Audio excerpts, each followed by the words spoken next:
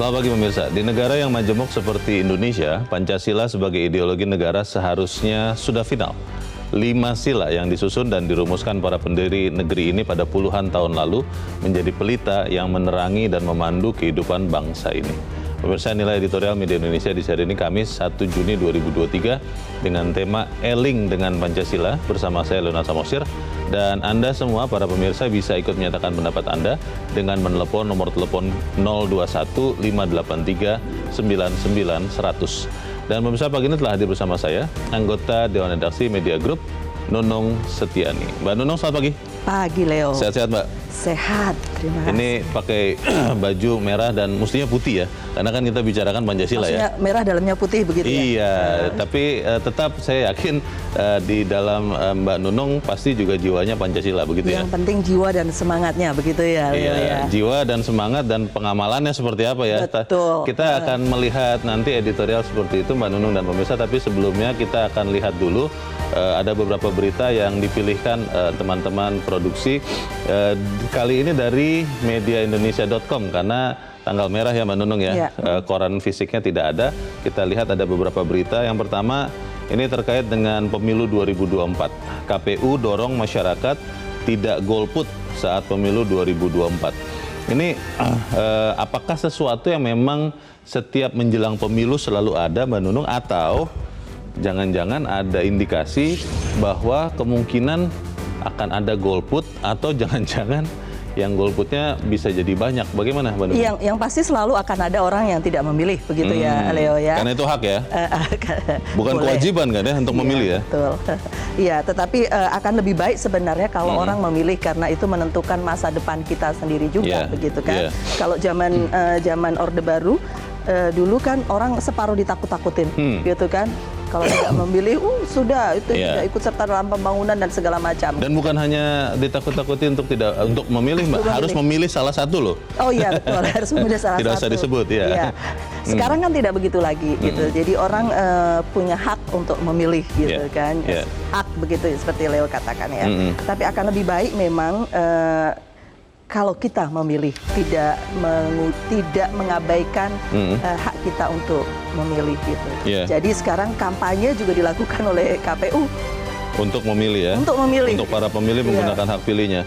Di dalam berita ini dikatakan bahwa di pemilu 2019 golputnya itu 19% Mbak Nunung dan pemirsa. Itu turun dibandingkan 2014 yang 30%. Ya, kita harapkan memang peserta pemilih itu juga mulai menentukan pilihannya dari sekarang ya Mbak Nunung ya. Ya, mulai berpikir, mulai melihat-lihat sebelah kiri, sebelah tengah, sebelah kanan, sebelah ujung sebelah mana. Dan mulai melihat-lihat orangnya kan? Iya betul. Dan tapi masih bisa milih orang atau milih lambang partai nanti ini? Ini kan kita masih menunggu legislatif ya. Untuk kita DPR. Masih minggu depan mungkin ya kita akan tahu hasil putusannya MK ya. Iya, kita harap nanti kita masih bisa memilih orang ya, karena saya kalau misalnya Mbak Nunung itu adalah caleg, saya lebih suka memilih orangnya. Orang yang kita tahu. Itu gitu. Dia, ketimbang partainya kan. Iya, betul. Oke, kita nantikan sama-sama dan kita harapkan kita bisa menggunakan hak pilih kita. Kita ke berita selanjutnya, ini terkait dengan peta politik juga, khususnya ke Pilpres. Koalisi Perubahan kini tunggu Anies Baswedan sebutkan calon wakil presidennya. Ini kan pendaftarannya harus apa ya? Masih Oktober. Oktober ya? Itu berarti memang harus disebutkan dari sekarang atau seperti apa Mbak Nunung? Menurut saya sih tidak harus disebutkan dari sekarang. Itu soal, saya bilang itu soal strategi ya. Strategi politik ya? Soal strategi, karena semua orang yang ikut kontestasi itu pasti pengen menang toh. Pengen menjadi presiden, wakil presiden begitu kan. Dan kalau lebih awal, orang juga lebih menilai-nilai, tapi lebih awal juga bisa lebih mudah diserang. Ya, karena katanya kalau sekian analis yang kita dengar Mbak Nunung mengatakan bahwa di Pilpres 2024 faktor wakil presiden bisa menentukan juga, karena tidak ada yang sangat mutlak dijagokan untuk capresnya. Jadi harus menimbang betul cawapresnya yang bisa menambah suara, katanya begitu Mbak Nunung. Akan celaka kalau cawapresnya adalah yang menjadi beban, gitu, membuat suaranya turun. Oh, pernah ada yang jadi beban ya? Oke, kita tunggu nanti sama-sama pengumuman dari Koalisi Perubahan ini. Kita ke berita selanjutnya terkait dengan editorial, nanti kita juga akan bicarakan ini. Tetapi berita ini mengatakan hari lahir Pancasila terus menjaga eksistensi Pancasila di era globalisasi. Ini menarik sekali Mbak Nunung, karena kalau bicara ke anak-anak muda, mereka tahu Pancasila, tapi kalau mereka harus ditanya, masih melihat tidak Pancasila itu hidup? Nah, mereka berpikirnya agak keras sih. Ini bagaimana bisa Pancasila ini tetap eksis, bukan hanya ada ya, tapi benar-benar menghidupi atau dihidupi oleh kita di tengah era globalisasi ini, Mbak Nunung? Ada, dirasakan dan diamalkan, kata Leo tadi kan. Jadi bagaimana anak-anak ini, coba bayangkan Leo, kalau dari berita ini ya, dari surveinya SMRC nih ya, Saiful Mujani ya, itu tahun 2022 64,6 warga, 64,6% warga ya? Iya, yang bisa disurvei menyebutkan dengan benar semua sila, berarti sisanya tidak bisa menyebutkan saja tidak bisa. Oh, sekitar 30-an% itu masih belum hafal mungkin ya, 5-5-nya ya? Iya. Mungkin. Mungkin. Gitu. Jadi itu kita patut juga berpikir, kalau menyebutkan saja tidak bisa, terus mengamalkannya bagaimana, menjadikan itu ada di hidup kita sehari-hari bagaimana, padahal itu landasan kita bernegara gitu kan. Kita bernegara bangsa Indonesia, kita landasan kita Pancasila. Dan itu harus melandasi hidup kita sehari-hari. Kalau tidak ada itu bagaimana gitu. Pertanyaannya kan begitu Mbak Nunung, ini saya ingat betul tradisi sehabis pelantikan ya anggota DPR, di TV kita sering lihat bahwa secara random nanti wartawan akan bertanya kepada coba hafal Pancasila. Sila ketiga apa ya? Itu masih mikir keras itu, padahal mereka adalah wakil rakyat, wakil kita.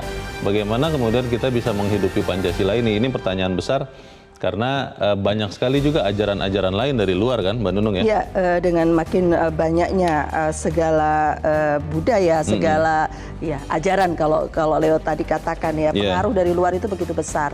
Kita semakin mengglobal, artinya kita tidak bisa mengkungkung diri dalam diri kita sendiri gitu kan. Ada dunia luar yang kita mau tidak mau harus ikut dalam pergaulan dunia luar, dan itu kalau kita tidak membentengi diri sendiri dengan apa yang menjadi dasar kita, ya kita akan kehilangan arah bangsa kita ke depannya nanti ya. Betul. Menyesuaikan dengan kemajuan mungkin tapi landasannya harus tetap ada begitu ya. Secara konkret kalau boleh saya katakan, boleh saja nonton BTS begitu ya, boleh saja. Apa yang disebut BTS? Boleh saja Ticket War Coldplay, tapi Pancasila harus hafal dan harus tahu bagaimana melaksanakannya. Karena itu pertanyaan besar kita juga yang akan kita bahas di dalam editorial Mbak Nunung dan pemirsa.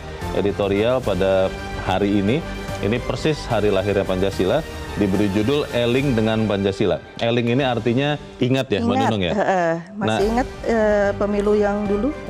Itu dia. Pertanyaannya adalah apakah kemudian memang sebagian dari kita, anak bangsa ini Mbak Nunung, memang sudah mulai tidak ingat lagi dengan Pancasila? Bagaimana? Leo, kalau saya boleh ini sedikit gitu ya, Leo. Dulu ini mirip vaksin polio. Vaksinasi polio? Ya. Di negara ini ya? Iya, polio itu pada masa Orde Baru itu salah satu vaksin yang diberikan di Posyandu. Wajib ya? Wajib, dan orang rajin ke Posyandu. Nah, kemudian pada saat sesudah reformasi, itu kan Posyandu mulai hilang, dan kita kehilangan vaksin polio, kehilangan kewajiban memberikan vaksinasi polio buat anak-anak. Dan orang tua juga tidak ingat bahwa anaknya harus vaksinasi polio. Akhirnya sekian tahun kemudian muncullah polio. Dan kemudian kita harus melakukan gerakan nasional lagi untuk vaksinasi polio. Jadi rasanya dulu kita, Leo P4 juga ya? Ya, saya dapat nilai A, Mbak, untuk setiap kali penataran penataran P4, betul. ya. Mungkin caranya tidak harus sama seperti itu, tetapi harus kemudian dicari cara bagaimana supaya anak muda, anak-anak kecil itu mulai dikenalkan dan mulai dihidupkan dalam kehidupan sehari-hari. Gitu. Tapi pertanyaannya sebenarnya kan begini, Mbak Nunung, disebut-sebut bahwa orang Indonesia itu, bangsa Indonesia kan bangsa yang melihat patron. Bagaimana bapak-bapak bangsa, bagaimana para pemimpin menghidupi Pancasila, itulah yang akan dilihat. Pertanyaannya adalah apakah kemudian para pemimpin juga masih eling, masih ingat dengan Pancasila. Itu akan kita bahas, Mbak Nunung, dan pemirsa, inilah editorial Media Indonesia untuk hari ini, Kamis 1 Juni 2023, eling dengan Pancasila.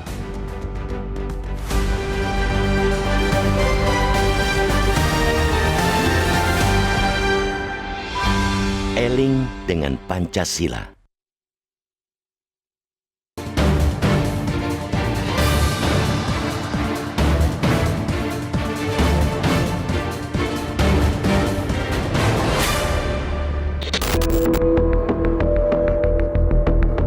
Di negara yang majemuk seperti Indonesia, Pancasila sebagai ideologi negara semestinya sudah final. 5 sila yang disusun dan dirumuskan bapak para pendiri negeri ini pada puluhan tahun lalu itu cukup menjadi pelita yang menerangi dan memandu kehidupan bangsa ini.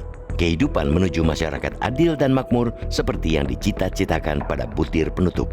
Ia tentu saja bukan semata cita-cita Soekarno, Hatta, Yamin atau Syahrir, melainkan impian segenap masyarakat yang tersebar di penjuru Nusantara dari Sabang sampai Merauke. Perkara impian itu belum terwujud, itu yang harus terus diperjuangkan dan diikhtiarkan dengan berpedoman dan mengacu pada keempat sila lainnya. Sila pertama, ketuhanan yang Maha Esa, jelas merupakan ikrar bahwa bangsa ini adalah bangsa yang berketuhanan. Itu artinya kita tidak menepikan agama dan menghargai semua pemeluknya, apapun bentuk keyakinannya. Begitu juga sila kedua yang mengajak kita untuk menghormati nilai-nilai kemanusiaan. Sementara sila ketiga jadi semacam perekat sekaligus katup pengaman agar masyarakat yang hidup dengan ragam suku, budaya, dan agama ini tidak tercerai-berai. Begitu juga dengan sila keempat yang mengajari kita nilai-nilai demokrasi. Harus kita akui, butir-butir sila itu sangatlah ideal karena mengandung nilai-nilai kebaikan di dalamnya. Namun, harus diakui pula, bangsa ini masih belum sepenuhnya memahami, apalagi mengamalkan nilai-nilai tersebut. Masih maraknya praktek korupsi, sentimen rasial, diskriminasi terhadap minoritas, kekerasan dalam penyelesaian konflik merupakan cermin bahwa Pancasila masih sebatas slogan. Padahal, jika saja filosofi dengan ideologi negara itu dipraktikkan dengan sungguh-sungguh oleh seluruh elemen bangsa, terutama para elit, setidaknya kita tidak akan tersesat jalan. Oleh karena itu, agar tidak semakin kebablasan, momentum peringatan Hari Pancasila tahun ini harus jadi pengingat agar kita kembali eling dengan ajaran dalam ideologi tersebut. Tentu ini bukan semata tugas Badan Pembinaan Ideologi Pancasila atau BPIP, tapi juga menjadi pekerjaan rumah bersama seluruh elemen bangsa.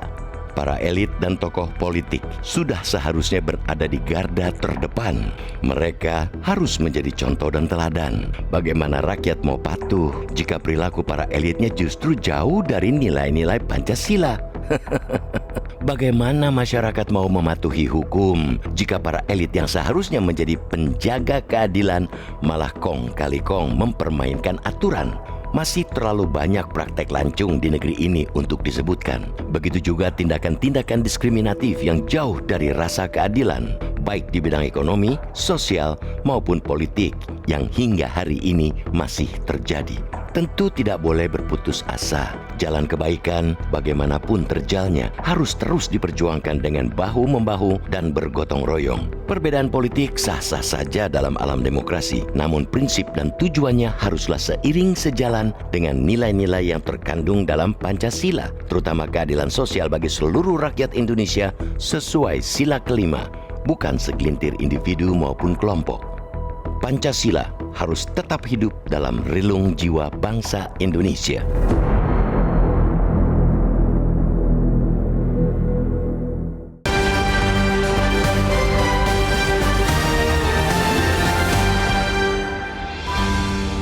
Di bagian berikut Anda bisa ikut menyatakan pendapat Anda dengan menelepon nomor telepon 0215839900. Pemirsa, untuk saat ini tetaplah bersama kami.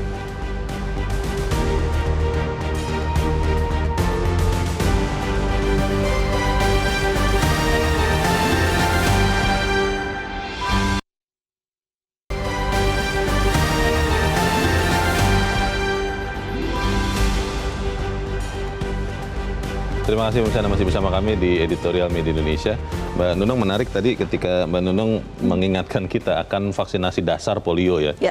Sebetulnya kan vaksinasi dasar polio itu sudah diakui oleh semua orang dan itu harusnya dilakukan pemerintahan negara manapun termasuk Indonesia, siapapun pemerintahnya. Tapi karena mungkin dianggap ada hal-hal lain yang lebih penting, akhirnya agak terlupakan. Nah, kalau kita bicara Pancasila, sebetulnya kan yang namanya Pancasila ini kan dasar bernegara. Ketika kita bersepakat membentuk NKRI ini, ya dasarnya Pancasila, itu sudah final. Tapi pertanyaannya adalah apakah Pancasila itu sekarang masih relevan? Karena kalau kita mengatakan misalnya, ambil contoh deh, satu, ketuhanan yang Maha Esa. Di banyak tempat kita melihat ada pengekangan kebebasan beribadah untuk beberapa penganut agama. Lalu kalau kita jabarkan sila kedua sampai kelima, itu banyak sekali yang tidak sesuai dengan itu. Pertanyaannya, kita masih memang memegang Pancasila, masih percaya, masih sama-sama mau menghidupinya, atau itu jangan-jangan hanya sekedar kata-kata yang manis saja? Bagaimana, Mbak Nunung? Seharusnya kita masih memegang gitu kan. Seharusnya kita masih memegang, dan kewajiban negara salah satunya untuk kemudian pemerintah terutama ya, untuk kemudian tetap menjaga itu ada di kita begitu kan. Lewat peraturan, lewat bagaimana ini kan barang tidak bisa dipegang. Tapi harusnya bisa dirasakan gitu kan posisinya gitu. Jadi ini harus tularkan ke generasi selanjutnya dengan cara yang berbeda dari vaksin polio itu tadi, gitu kan. Jadi caranya berbeda sudah pasti, tetapi harus disampaikan begitu. Karena posisinya harus tetap ada, jadi harus disampaikan. Bagaimana cara menyampaikannya itu yang kemudian harus dipikirkan dari masa ke masa. Mungkin berubah, mungkin tidak selalu harus pakai indoktrinasi penataran P4, penataran zaman P4 Orde Baru, zaman dulu gitu ya. Tetapi kan kita tahu Mbak Nunung bahwa memang bagian dari usaha untuk mengingat adalah ketika kita mengucapkannya bersama-sama sehari-hari gitu ya. Periodically gitu ya. Kalau misalnya bicara anak sekolah kan di upacara bendera di hari Senin, disitulah kita mendengarkan lagu kebangsaan, kita melihat bendera dikibarkan, kita mendengar dan mengucapkan juga Pancasila. Nah, kalau itu kemudian juga tidak kita anggap penting, akhirnya kan menjadi pertanyaan, apakah memang kita masih mau menghidupkan Pancasila, Mbak Nunung? Pertanyaannya mungkin masih dianggap penting atau tidak, bukan itu, tetapi apakah kita lalai atau tidak untuk menghidupkan Pancasila, gitu kan? Nah, kalau kita lalai, jatuhnya kayak vaksin polio. Polio. Muncul lagi penyakitnya. Gitu. Nah, kalau kita tidak lalai, kita harus sedikit, kan itu harus sedikit demi sedikit, Leo. Seperti tadi Leo katakan kan, periodik harus diingat, periodik harus disampaikan. Harus terus-menerus. Kalau tidak terus-menerus ya lupa gitu, sama seperti orang naik sepeda gitu kan. Harus diingatkan lagi, bolak-balik harus diingatkan lagi. Dan itu harus dimulai oleh negara, bukan? Kalau melihat bagaimana dasar negara, kalau belajar dari negara lain ya, Mbak Nunung. Misalnya kalau saya mengambil contoh Amerika Serikat, di uang kertas dolar Amerika itu kan mereka mengatakan in God we trust. Dan itu walaupun mungkin pelaksanaannya tidak selalu sama dengan kredo mereka ini, tapi kan mereka menyatakan itu declare dengan jelas.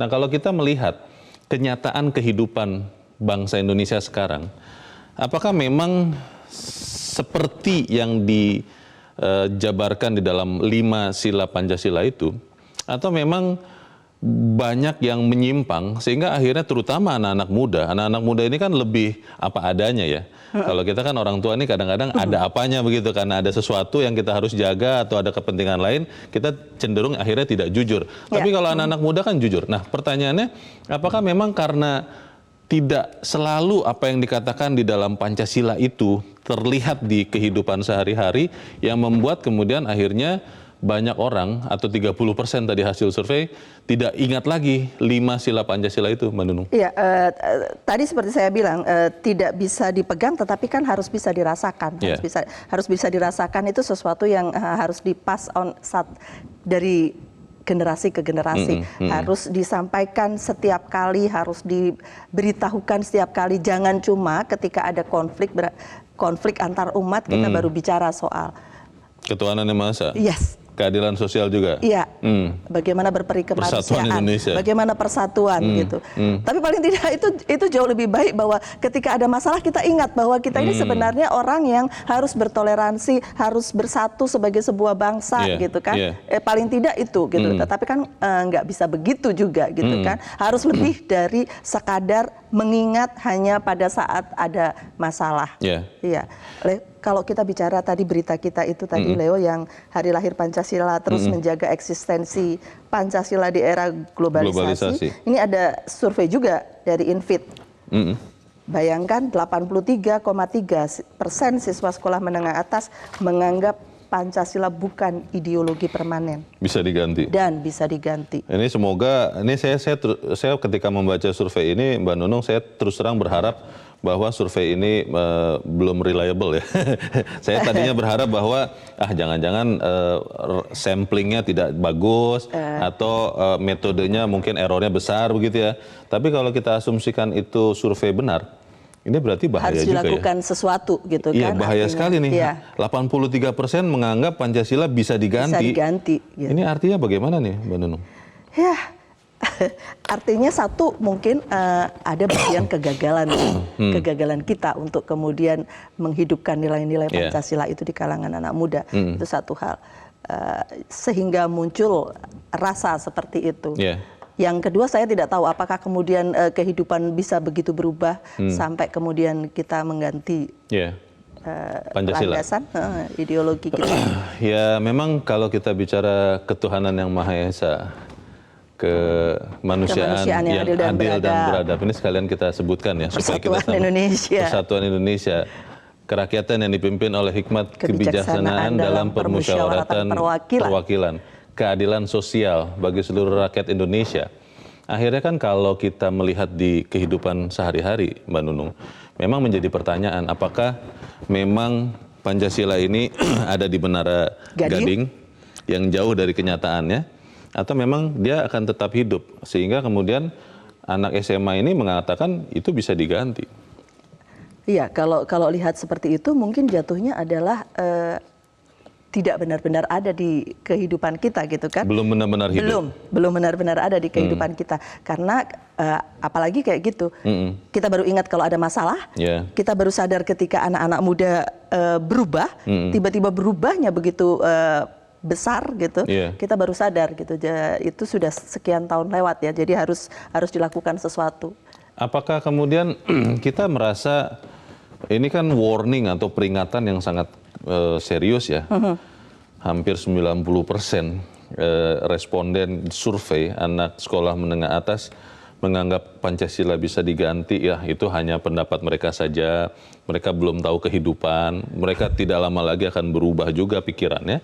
Atau memang kita harus mengambil tindakan nyata. Ini mumpung hari ini kan hari lahirnya Pancasila yang bahkan sudah dijadikan hari libur untuk sebenarnya peringatan Pancasila itu ada dan hidup di tengah masyarakat. Dan salah satu hal yang menjadi pengingat kita gitu ya. Leo, kalau kita bicara, kalau saya membaca ini, saya berharapnya sih seperti ini Leo ya. Mungkin mereka menganggap itu bisa diganti, tapi nilai-nilainya ada di dalam diri mereka sehingga tinggal mengingatkan. Itu harapan yang betul-betul kita berharap demikian. Jadi tinggal aja mengingatkan, oh iya, tapi nilai itu sebenarnya ada di dalam Pancasila, begitu kan? Mudah gitu kan. Kalau tidak, itu yang cilaka gitu. Itu yang cilaka kalau tidak.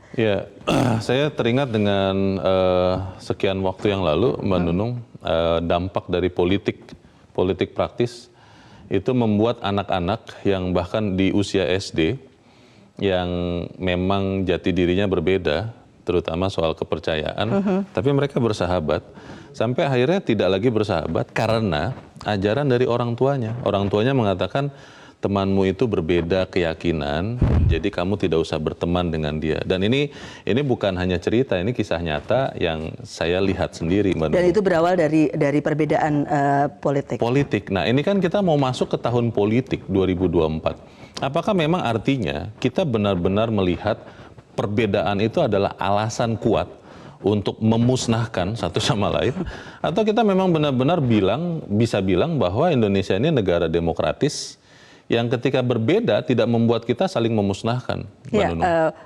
politik identitas itu cara yang paling mudah gitu kan untuk membuat orang untuk menang gitu kan. Untuk dalam sebuah kontestasi itu cara yang paling mudah, tidak usah berpikir banyak-banyak gitu kan. Tetapi kita tuh tentunya berharap janganlah kita pemilu dihadapkan pada pilih surga atau neraka gitu kan. Karena itu jadi masalah. Kan karena pilihan surga dan neraka itu yang membuat kemudian perbedaannya atau perpecahannya begitu besar gitu, sampai teman, bahkan sampai anak-anak pun gitu, saudara pun tidak lagi saling bertegur sapa. Baik. Itu gawat sekali. Kita akan membicarakan nanti bagaimana benar-benar membumikan Pancasila ini, tapi kita harus jeda dahulu, Mbak Nunung, dan pemirsa tetap bersama kami.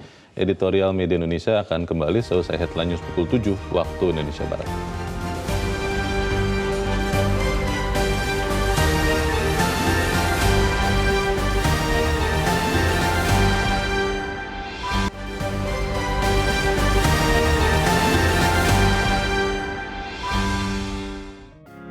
Media Indonesia mengajak Anda untuk mengakses fitur premium e-paper. Dengan sajian konten berbasis intelektual dan meneguhkan kebangsaan, Media Indonesia tampil dengan lebih dinamis melalui e-paper Media Indonesia yang dapat Anda akses kapan saja, di mana saja. Caranya mudah, download aplikasi Media Indonesia di Android atau ketik link e-paper.mediaindonesia.com atau bisa scan QR Code pada layar kaca Anda. Klik tab e-paper di bagian samping layar tablet Anda, daftarkan data diri, serta pilih paket berlangganan e-paper Media Indonesia sesuai dengan kebutuhan Anda. Nikmati juga bonus spesial tambahan 4 halaman rubrik fokus setiap hari. Semua bisa Anda dapatkan hanya di e-paper Media Indonesia. Untuk informasi lebih lanjut, hubungi customer service di nomor 0811 1201 2018 atau kunjungi media sosial @Media Indonesia. Media Indonesia, referensi bangsa. Terima kasih pemirsa, Anda masih bersama kami di Editorial Media Indonesia, dan sebelum kita lanjutkan diskusi kita, Mbak Nunung, kita mau coba mendengarkan juga pendapat dari pemirsa Metro TV. Saat ini kita sudah terhubung dengan pemirsa Metro TV di Jambi, ada Pak Ramadan. Pak Ramadan, selamat pagi. Selamat pagi, Assalamualaikum warahmatullahi wabarakatuh. Waalaikumsalam warahmatullahi wabarakatuh. Dan Mbak Nunung. Ya, silakan Pak Ramadan. Dengan Pancasila, tentu ini seperti Mbak Nunung katakan tadi, polio. Nah, kita ini melihat situasi yang sekarang ini, saya berharap kata-kata polio dari Mbak Nunung ini menjadi referensi kita bersama. Marilah pemimpin-pemimpin di negeri ini, adil itu Pak Leo tempatnya yang paling tinggi di negeri ini. Siapa yang berlaku adil itu adalah pemimpin-pemimpin kita yang dipilih oleh rakyat. Apakah itu presiden, apakah itu gubernur, apakah itu bupati.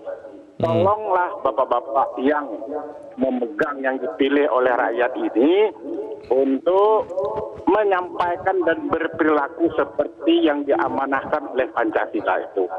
Kalaulah itu dilakukan di hari Pancasila hari ini, tentu setiap orang akan merasakan bila pemimpin itu berlaku adil apa yang diamanahkan oleh Pancasila itu. Kalaulah adil itu jauh dari kita, dari pemimpin kita, bagaimana yang di bawah? Yang akan rumput, yang anak SMA 90% Pancasila bisa diganti. Maka saatnya lah hari ini kita memilih pemimpin yang berpancasilais. Terima kasih. Assalamualaikum warahmatullahi wabarakatuh. Waalaikumsalam warahmatullahi wabarakatuh. Terima kasih Pak Ramadan di Jambi untuk pendapat Anda, Pak. Selamat pagi. Di belakang Pak Ramadan ada Pak Yusuf di Yogyakarta. Pak Yusuf, selamat pagi. Selamat pagi, Bung Leo. Selamat pagi, Bu Nunung. Selamat pagi, silakan. Metro TV. Ya, silakan Pak Yusuf. Bagaimana Pak? Kita eling dengan Pancasila nih, Pak Yusuf. Silakan. Saya kira memang kalau untuk anak-anak itu relatif memang sudah tidak, ya mohon maaf, betul itu. Saya kira benar itu, benar itu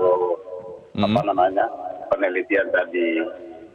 Untuk itu saya kira yang pertama barangkali perlu ada pembelajaran kembali ya tentang Pancasila. Perlu ada sosialisasi. Mungkin misalnya di gereja, bagaimana dia mendengungkan tentang ketuhanan. Kemudian di masjid, di pura, itu tugas dari para elit di agama barangkali. Terus yang kedua, dan ini yang paling penting saya kira, para pemimpin kita, elit pemimpin di eksekutif maupun di legislatif saya kira, jangan hanya menyalahkan rakyat ya, tetapi memberi contoh. Nah, contoh teladan bagaimana itu ketuhanan ini Maha Esa, implementasinya ya, bagaimana itu persatuan, bagaimana itu kemanusiaan, bagaimana keadilan, bagaimana kemanusiaan itu harus konsisten dilakukan oleh pemimpin. Nah, tapi kalau sekarang kan mohon maaf, yang justru memberikan contoh yang jelek itu pemimpin, Pak. Contoh misalnya, mohon maaf, presiden misalnya mengumpulkan partai politik, kemudian tidak mengumpulkan semua, itu kan tidak adil. Itu jadi presiden buruk sebetulnya. Nah, yang kedua, ada sekarang yang melihara. Terima kasih Pak Yusuf di Yogyakarta Pak untuk pendapat Anda. Selamat pagi. Di belakang Pak Yusuf ada Pak Sukarwan di Temanggung, Jawa Tengah. Pak Sukarwan, selamat pagi. Selamat pagi Metro TV, selamat pagi Bang Leo, selamat pagi semuanya. Selamat pagi. Silakan Pak Sukarwan. Bagaimana Pak eling dengan Pancasila menurut Pak Sukarwan? Silakan Pak. Begini Bang Leo, kan saya sering interaktif di Metro itu berkali-kali nyoroti Pancasila ya. Iya. Berkali-kali Bang Leo mesti ingat. Nah, 1 Juni sebagai lahirnya Pancasila. Ini hukumnya wajib semua sekolahan instansi mengadakan upacara bendera. Hari ini harusnya yang kedua, 1 Oktober itu kesaktian Pancasila. Setelah diuji dengan berbagai tewasnya jenderal Angkatan Darat, itu kan kekejaman PKI akan mengubah Pancasila dengan slogan PKI, Pancasila Sakti 1 Oktober sebagai hari kesaktian Pancasila. Nah, sekarang itu saya prihatin ya. Kalau kita lihat sila butir keempat, sila kedua itu kan berbunyi tidak semena-mena terhadap orang lain. Kalau ini diajarkan, saya kira anak pegawai pajak itu nggak akan menganiaya orang. Terus butir ke-8, sila kelima dalam P4 ya, tidak bergaya hidup mewah. Mestinya para pejabat termasuk kepala dinkes di Lampung nggak usah pamer tas. Karena tidak menerima penataan P4. Dalam P4 ada 36 butir Pancasila dari 5 sila itu semua perilaku kehidupan manusia itu ada semua. Dulu era 80-an, era Pak Harto itu nggak ada orang ke gereja dijaga polisi. Itu nggak ada karena dalam satu kelas baik yang agama Kristen, Islam, Buddha itu menerima pelajaran pendidikan moral Pancasila. Pak Sukarwan. Jadi toleransi itu otomatis. Pak Sukarwan. Halo. Itu kan berarti. Pak Sukarwan. Ya. Menarik Pak, ini saya baru ingat nih, Bapak barusan katakan kepala dinas di mana ya, di Lampung ya kalau tidak salah. Itu kan suka memamerkan kekayaan. Kalau melihat usianya, kelihatannya kepala dinas ini juga adalah peserta penataran P4 di masa Orde Baru Pak. Kan jadi artinya ketika ikut penataran tapi ternyata tidak menjamin bahwa apa yang ditatar P4 itu ternyata dilaksanakan di kehidupannya. Nah, itu bagaimana Pak Sukarwan? Begini, karena setelah era reformasi Pak Harto lengser itu dianggap P4 tuh belegedes, Pancasila belegedes, diperingati kan tidak ada kelanjutan. Zaman Pak dulu zaman era Orde Baru, Tommy apa pamer kekayaan, Mbak Tutu apa pamer tas, kan enggak toh, padahal super kaya. Baik, terima kasih Pak Sukarwan dari Temanggung, Jawa Tengah untuk pendapat Anda Pak. Selamat pagi. Saya barusan tanya ke Pak Sukarwan, Mbak Nunung, karena saya teringat kalau benar tadi Pak Sukarwan ini selalu mengatakan bahwa karena sudah tidak ada lagi penataran P4, Pancasila sudah dalam tanda petik dilupakan, akhirnya banyak hal-hal yang kita pikir tidak akan ada ternyata terjadi. Ternyata ada. Tapi Ya, kan kalau diberi contoh tadi Kepala Dinas di Lampung, kalau dari usianya kan peserta P4 juga waktu dulu ya, tapi kan tetap memamerkan kekayaan di tengah-tengah mungkin masih banyak yang jangankan kaya, hidup sehari-hari aja susah. Bagaimana Mbak Nunung? Penataran P4 paling 100 jam atau berapa lama? Selama begitu 100 jam ya? Dalam kehidupannya setelah itu sekian puluh tahun ke depan? Sekian puluh tahun ke depan sudah tidak ada lagi apa-apa gitu. Yeah. Tapi Leo yang menarik, dulu kan kita bilang indoktrinasi lah apapun namanya gitu ya. Dengan cara yang keras begitu. Dan kemudian kita tidak menyukai cara itu. Karena kita merasa dipaksa. Tapi kemudian tidak dicarikan jalan cara yang bagaimana yang kemudian lebih tepat. Iya, mesti kita lakukan supaya tidak terkesan memaksa, tetapi nilai-nilai itu tetap disampaikan, dihidupkan gitu. Itu yang kemudian jadi soal kan. Ini barang yang tidak langsung kelihatan seperti kita membeli buku akan langsung dapat buku begitu kan. Ini barang yang kita hal yang kalau kita sampaikan hasilnya mungkin tidak akan kelihatan sekarang gitu kan. Itu Mbak Nunung, apakah kemudian kita hanya bisa bergantung kepada negara, kepada para pemimpin formal, atau kita juga bisa sebetulnya mencontoh kepada para pemimpin informal? Saya masih ingat betul Mbak Nunung, bagaimana almarhum Gus Dur itu bisa bersahabat dengan sudah almarhum juga LB Murdani yang berbeda agama, tapi bersahabat. Dan ini almarhum Gus Dur itu tidak hanya bicara atau malah jarang bicara bahwa kita harus bersahabat dengan yang berbeda, tapi melakukannya di kesehariannya. Nah, apakah kita juga bisa melihat keteladanan itu dari pemimpin atau tokoh masyarakat? Harusnya begitu ya. Kalau tadi Pak Yusuf, seperti Pak Yusuf katakan tadi gitu kan, contoh atau teladan itu dari mana-mana gitu kan ya. Dari mulai pemimpin negara, elit, kemudian para pemuka agama di sekolah, ya itu banyak yang harus banyak yang bisa melakukannya untuk menjadikannya contoh. Contoh adalah guru yang paling baik begitu katanya ya. Anak kecil tidak akan bisa bicara kalau dia tidak mencontoh orang tuanya bicara. Itu dia. Badan Pembinaan Ideologi Pancasila itu kan bentuk nyata bagaimana pemerintah itu menyikapi Pancasila ini dengan serius. Tanggal 1 Juni dijadikan tanggal merah, hari libur, juga sesuatu yang serius. Tapi pertanyaannya, seberapa efektif kehadiran BPIP lalu 1 Juni dijadikan tanggal merah untuk menghidupkan Pancasila di tengah-tengah bangsa yang kelihatannya mudah lupa, yang tua-tua sudah lupa, dan yang muda-muda belum pernah diingatkan dan juga terkesima dengan ajaran-ajaran dari luar Indonesia loh. Bagaimana Mbak Nunung? Kalau kita hanya terpaku pada BPIP, tentu tidak akan bisa kemana-mana gitu. Ini hal yang harus kita sambungkan dari satu orang ke orang lain, harus gerakan yang disadari oleh semua orang gitu. Satu lembaga saja di pusat tidak akan bisa kemana-mana gitu. Harus ada kesadaran semua orang, banyak orang paling tidak, untuk kemudian menghidupkannya sehari-hari gitu. Tadi Pak Ramadan dari Jambi ya Mbak Nunung mengatakan kalau pemimpin saja sulit untuk adil, bagaimana kemudian masyarakat, rakyat yang bukan pemimpin begitu, jadi susah untuk mencontoh. Bagaimana Mbak Nunung?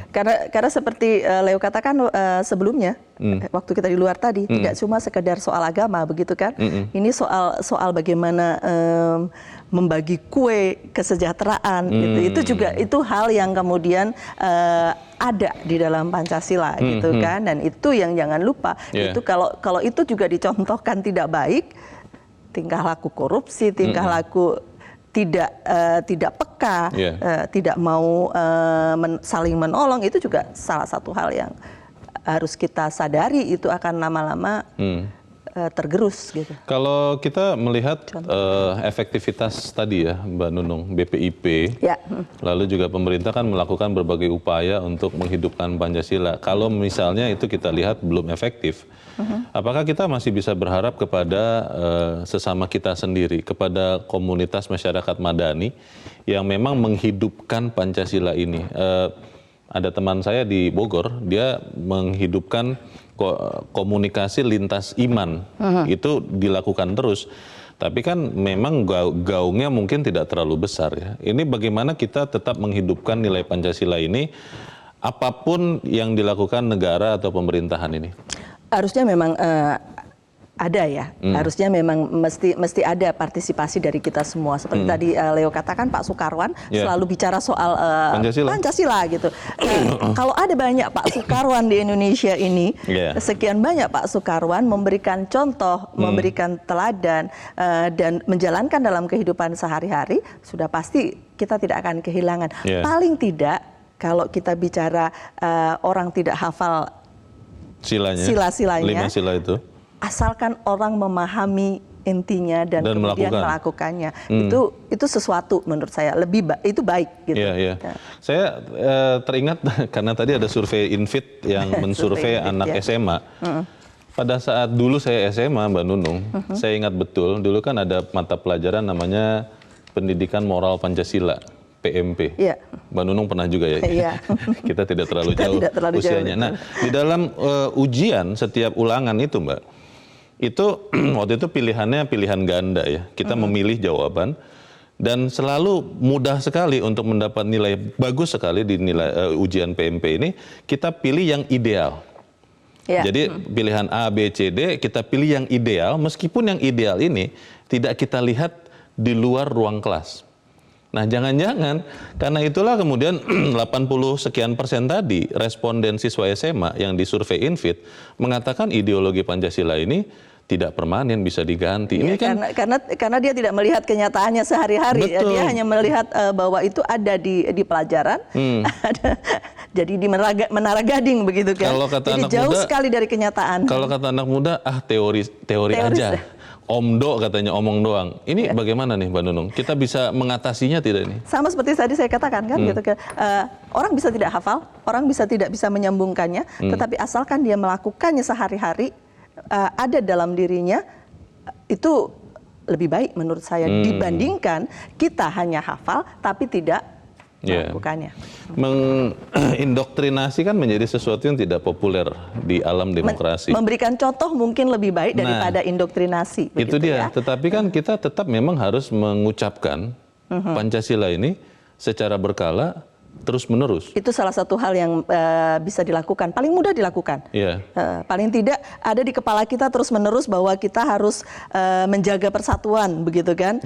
Bahwa kita harus berperi kemanusiaan, begitu kan? Kalau itu ada di kepala kita terus-menerus, akan lebih baik, bukan? Dan akan secara tidak sadar bisa jadi akan, oh iya, jangan begini, karena kita harus bertoleransi. Di konteks tahun politik yang semakin hangat hari-hari belakangan ini, Mbak Nunung, sila ketiga Persatuan Indonesia menjadi pertanyaan besar. Apakah kemudian para politisi siapapun dia di Indonesia yang sedang bersaing, begitu ya? Yang sedang bersaing itu memang masih akan tetap menjaga sila ketiga itu, atau dia akan menghalalkan segala cara, yang penting menang meskipun sila ketiga Persatuan Indonesia itu akan dilanggar. Kita bahas di bagian berikut. Pemirsa tetap bersama kami, Editorial Media Indonesia segera kembali.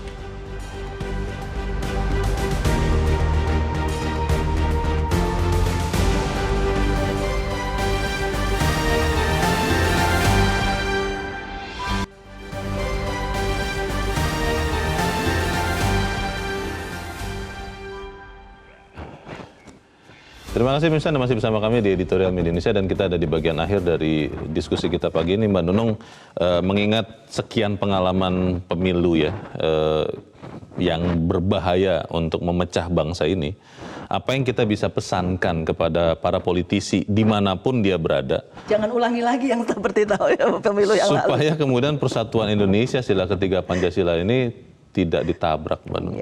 Kita sudah pernah mengalami masa kita tidak belajar, begitu ya. Jadi yang namanya kontestasi selalu ada persaingan, selalu mau menang, tapi jangan halalkan semua cara. Jangan bunuh-bunuhan ya. Jangan bunuh-bunuhan. Itu kalau bunuh-bunuhan ada di atas, yang di bawah lebih parah jatuhnya. Ketika di atas sudah baik-baik saja di bawah belum baik gitu. Jadi bagaimana gitu? Jangan rusak lagi deh gitu. Jangan kita merusak lagi bangsa kita dengan cara seperti itu. Bisa tidak kita lihat itu akan terjadi, Mbak Nunung? Karena makin kesini saja kalau nih. orang optimis harus bilang harusnya kita bisa. Harusnya gitu. bisa. Tapi kan melihat kenyataan ini makin hangat, makin apa ya? Yang tadinya kita berharap bahwa para elit ini benar-benar berdiri di atas semua kepentingan negara ini, semua warga negara. Tapi kan makin kesini kita lihat, oh ternyata tidak seperti yang kita harapkan. Atau mungkin eling seperti judul ini, itu harus disampaikan ke masyarakat pemilih. Tolong ingat gitu, bahwa kita akan hidup masih panjang. Sesudah pemilu ini kita masih akan jalan lagi dalam kehidupan kita sehari-hari. Jadi tolong ingat-ingat gitu. Apapun provokasinya, tolong jangan ikuti sampai ada perpecahan. Bagaimana kalau begitu? Kampanyenya jadi berbeda. Tapi memang kembali lagi Mbak Nunung, ketika masyarakat atau anak muda kita sangat gemar dengan Coldplay, dengan BTS, dengan Blackpink. Saya tidak sebut grup-grup dari Indonesia ya, karena mereka ternyata lebih suka dengan grup dari luar. Lalu Pancasila itu dianggap 83% lebih surveyor, responden survei Infit yang pelajar SMA bisa diganti. Maka apa yang kita bisa pesankan pada para pemimpin bangsa kita supaya Pancasila ini masih tetap ada, Mbak Nunung? Sama seperti Pak Ramadan, Pak Yusuf, sama Pak Sukarman tadi. Berilah contoh, berilah teladan. Ya, ingat bahwa yang di atas itu dilihat oleh banyak orang di bawah. Gitu. Jadi jangan hancurkan persatuan, berlakulah adil. Gitu. Baik, kita harapkan ini bisa benar-benar dilakukan ya, Mbak Nunung. Kita berdoa, tapi juga kita harus berusaha mewujudkannya. Mbak Nunung Setiani, terima kasih sudah di tempat ini. Selamat pagi, Mbak. Selamat pagi, Leo. Pemirsa, butir-butir Pancasila sangat ideal karena mengandung nilai-nilai kebaikan di dalamnya. Tapi harus diakui, bangsa ini, bangsa kita, bangsa Indonesia belum sepenuhnya paham, apalagi melakukan atau mengamalkan nilai-nilai itu. Masih marak praktek korupsi, sentimen rasial, dan diskriminasi terhadap minoritas adalah cermin bahwa Pancasila ternyata masih sebatas slogan. Karena itu, agar tidak semakin kebablasan, momentum peringatan Hari Pancasila tahun ini harus jadi pengingat agar kita kembali ingat atau eling dengan ajaran dalam ideologi Pancasila. Saya Leonard Samusi berterima kasih Anda sudah menyimak editorial Media Indonesia untuk pagi ini. Tetap jaga kesehatan Anda, tetap jaga nurani Anda. Selamat pagi, sampai jumpa.